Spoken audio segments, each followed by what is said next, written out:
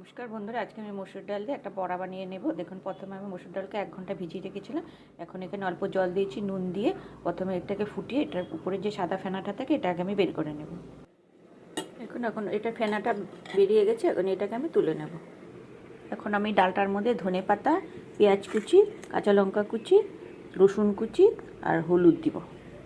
সব কিছু মিশিয়ে নিয়েছি। দেখুন, এখানে অল্প জল আছে, এটাকে ততক্ষণ ফুটিয়ে নেব যতক্ষণ জলটা শুকিয়ে যাবে। জলটা পুরো শুকিয়ে গেছে, এখন আমি নামিয়ে এটাকে ঠান্ডা করে নেব। আমার এটা বানিয়েছিলাম, এটা ঠান্ডা হয়ে গেছে। দেখুন, এখানে আমি লাউ পাতা নিয়েছি, ভালো করে পরিষ্কার করে ধুয়ে নিয়েছি। এখন আমি এটাকে এখানে দিয়ে দেব।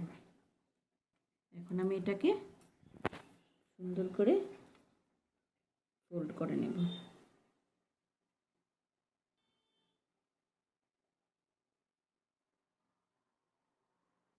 আমি একটা বানিয়ে নিয়েছি। এখন আমি যে বাকি যতগুলো আছে সবগুলো আগে বানিয়ে নেব। সবগুলো বানিয়ে নিয়েছি, সবগুলো আমার বানানো হয়ে গেছে। এখানে আমি একটা ব্যাটার বানিয়ে নিয়েছি।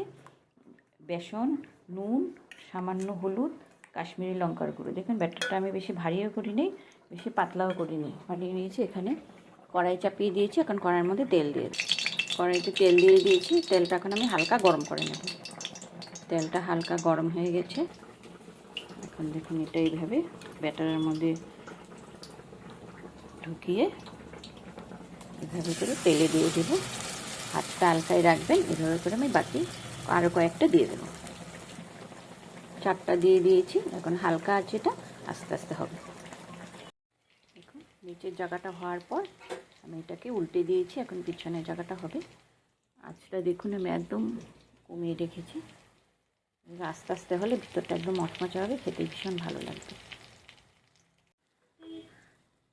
মানে বড়াগুলো দেখুন হয়ে গেছে। এগুলোকে উল্টে দিয়েছি, আঁচটা একটু বাড়িয়ে দিয়েছি, বেশি বাড়াই নাই, সামান্য বাড়িয়ে দিয়েছি। হয়ে গেছে, এগুলো এখন নামিয়ে নেব। এইভাবে একবার লাউ পাতা দিয়ে মসুর ডাল বড়া বানিয়ে খাবেন গরম গরম ভাতের সাথে, ভীষণ ভালো লাগে খেতে। তাই আমি আমার আজকে ভিডিওটা এখানেই শেষ করলাম। আপনারা একবার হলেও বড়াটা বানিয়ে খাবেন।